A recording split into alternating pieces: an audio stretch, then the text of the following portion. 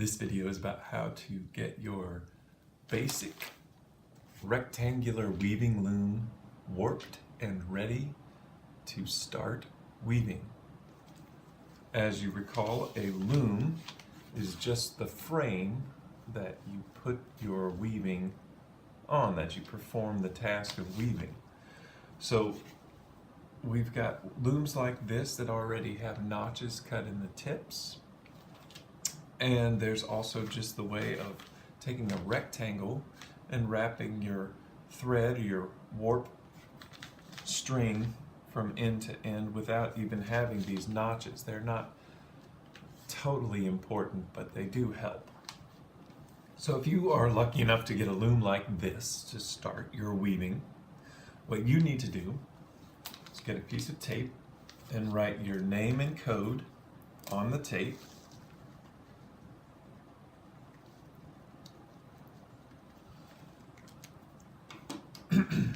And then you will get a long piece of yarn. It's best to start with a piece of yarn that is still attached to the ball of yarn, not cut, because this is more than 12 feet of length. And what we will do first is we will take our yarn and just the little tail of it there, and tape that down with our name and code there. And this will become the back of your weaving area. And then what we'll do is we'll just bring that yarn down to the first notch. So we attached it to the first notch at the top, and now we're at the first notch at the bottom. And because this is the back of the loom, we are going to go all the way up to the next notch over, and then we'll go down to the second notch. And if you're looking at the front of your loom, you can see these are parallel. This will be the front. Our name is on the back. We just keep winding the yarn through those notches. That's over here.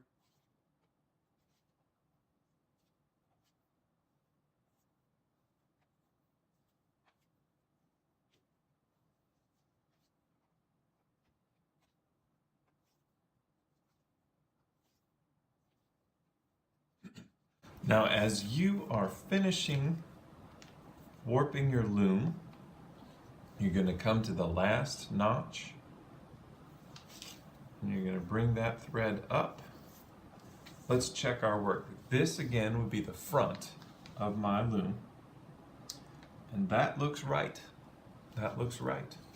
So what I'll do now is I will tape my length with a second piece of tape. On the back of my loom, I'll tape that last tail there, and I'm ready to begin weaving. You may know this already, but getting started, getting your loom set up in weaving is probably the most difficult part. Once you have your loom ready, with your name and your class code on the back of your loom on the tape, and your warp threads are all attached and looking good and parallel, you're ready to start with your waif or your weft thread. The weft thread is the bit that you will actually see. You won't really see these white warp threads when we're finished with our project, but the weft is where the color comes into play. Here I've grabbed a little bound up group of yarn, and this is enough to get me started with weaving. So here's a couple of tips for how to get started with your weaving. When you begin your very first row, you should not start on the end. It's a good idea to start right in the middle.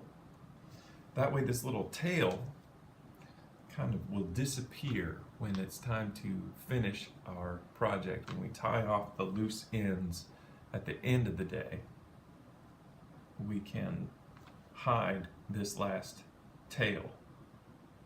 So now I'm gonna just start by going right in the middle of my loom. I go under, over, under, over, under, and I'm going to leave a little bit of this tail out. So I went under, I'm going over, under, over. So I have weaved, and I'll leave about that much tail, about the length of a long finger. And now I'm ready to reverse the pattern by going around the last thread. Since I went over this thread, I need to go under it now. So I will turn around, I'll go under, over. I'm going to leave this a little bit long for a moment. Under, over, over, under. And you may notice I'm keeping my length kind of in a pile, or hopefully you have a little neater wound up bit than I do. But this will unravel as I work, and then I don't have to pull through a great long bit of weft thread as I go.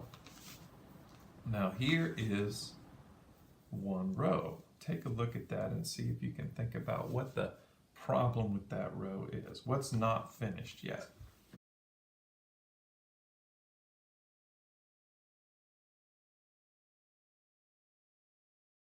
You need to pull this tail all the way close to this thread. In fact, the best tip I've heard about this is to leave a rainbow shape as you bring your thread to the end. And then we have forks or little combs to pull that down to the bottom of your loom. If we leave it as a big loop on this end, it won't look finished. And if we pull too tightly, see how that string starts to pucker in like that? And if we did that the other direction, even though your loom is this wide, you might end up with a project that's really thin like a bookmark, and that's not what we're going for. So let's make sure we have it nice forward and loose on the ends.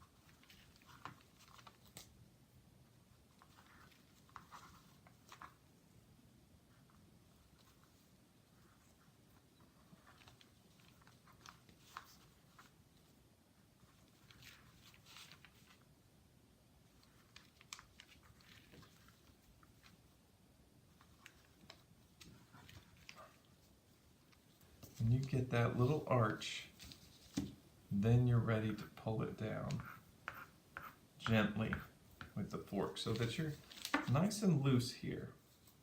And you should see an A-B pattern where you're over the line and under it with your next weft.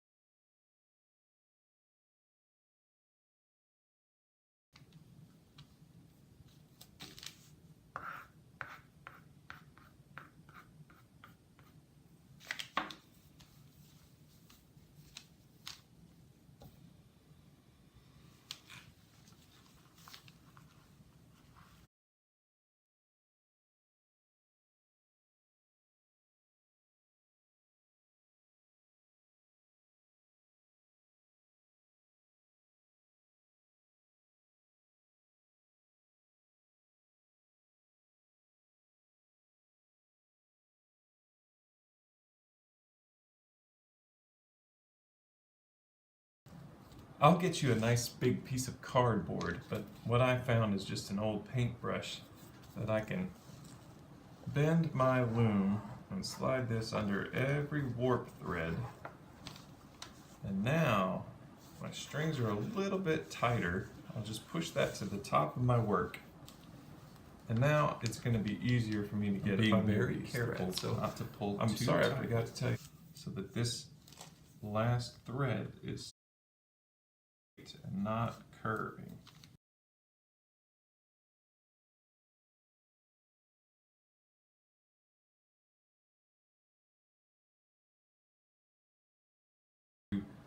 Put some raised bar underneath your warp threads. If I bend this loom, I could fit something under there that will make the strings tight and that will lift them off of the flat surface. So let me figure out what I'll do for that.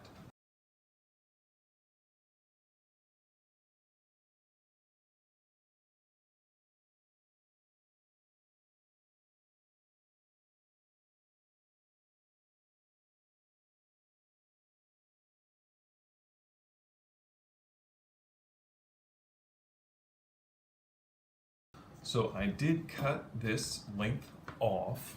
I stopped in the middle of my row and I trimmed give us more freedom this to weave tail a couple of inches long. over. I'm just going to leave that long, and I know Around that some first people string. will be bothered by But how it's that much extra better with tail this is showing up. We're just going to have to raised relax about that. string. We'll clean up some of these loose Easier for me tails to grab after hold. we take our work off the loom. For now, we're just going to relax about it. We're going to let that be just like it is, a little bit shaggy. And I've got a new color choice ready to go.